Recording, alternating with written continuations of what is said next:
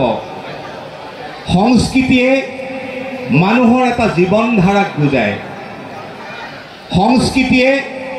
মানুহৰ জীৱনৰ প্ৰকৃত গতিপথটোক বুজায় সংস্কৃতিয়ে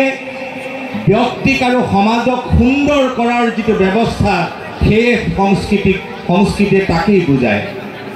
সেইকাৰণে জ্যোতিপ্ৰসাদ আগৰৱালাই সংস্কৃতিৰ সম্পৰ্কে যেতিয়া ব্যাখ্যা কৰিছে তেতিয়া তেওঁ কৈছে যে সংস্কৃতি মানে সুন্দৰৰ পূজা সংস্কৃতি মানে সুন্দৰৰ আৰাধনা জ্যোতিপ্ৰসাদে ইয়াকো কৈছে যে মানুহৰ মনৰ যিবোৰ সুন্দৰতা মানুহৰ মনৰ ভিতৰত থকা যিবোৰ ধুনীয়া মানুহৰ মনৰ ভিতৰত থকা যিবোৰ সুন্দৰতম শিল্পময় উপলব্ধি সেইবিলাকক প্ৰকাশ কৰাটোৱে হ'ল সংস্কৃতি আচলতে মানুহৰ যিটো উত্তৰণৰ যাত্ৰা আমি এদিন যিটো অৱস্থাত আছিলোঁ সেই অৱস্থাৰ পৰা আজিলৈকে আমাৰ যিটো উত্তৰণ মানুহৰ উৎকৰ্ষৰ যিটো যাত্ৰা মানুহৰ উন্নতিৰ যিটো শোভাযাত্ৰা এই যাত্ৰাটোৱে আচলতে এটা সাংস্কৃতিক যাত্ৰা সেইকাৰণে কোৱা হয় যে পশুত্বৰ পৰা মনুষ্যত্বলৈ মানুহে আগুৱাই অহাৰ গোটেই যাত্ৰাটোৱে এটা সাংস্কৃতিক প্ৰক্ৰিয়া সংস্কৃতিৰ লগত তিনিটা শব্দৰ অভিন্ন সম্পৰ্ক আছে এটা হ'ল সত্য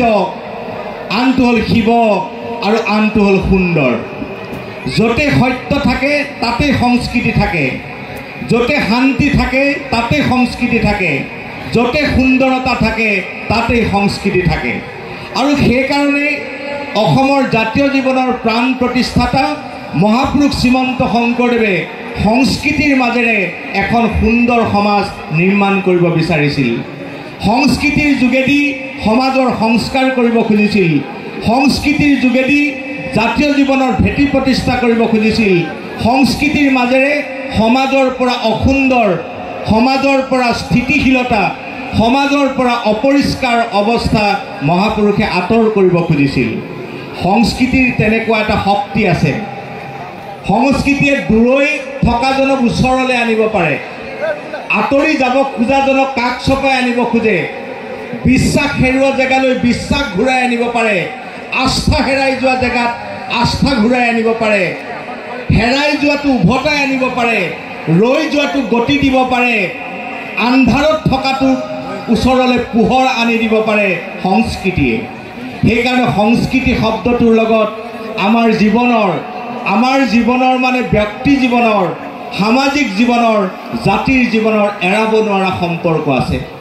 মহাপুৰুষ শ্ৰীমন্ত শংকৰদেৱ গুৰুজনাই সেইকাৰণে সাংস্কৃতিকভাৱে এখন অসম বৃহত্তৰ অসমীয়া সমাজ মহাপুৰুষজনাই নিৰ্মাণ কৰিব খুজিছিল সংস্কৃতি দুই প্ৰকাৰৰ এটা সংস্কৃতিক কয় বহিৰৰ সংস্কৃতি বাহিৰৰ সংস্কৃতি বহি সংস্কৃতি বা বস্তুবাদী সংস্কৃতি আৰু এটা সংস্কৃতি আছে সেইটো হ'ল অন্তৰ সংস্কৃতি যাক কোৱা হয় আধ্যাত্মিক সংস্কৃতি বাহিৰৰ সংস্কৃতি আৰু ভিতৰৰ সংস্কৃতি বাহিৰৰ সংস্কৃতিয়ে বাহিৰটো সুন্দৰ কৰে ভিতৰৰ সংস্কৃতি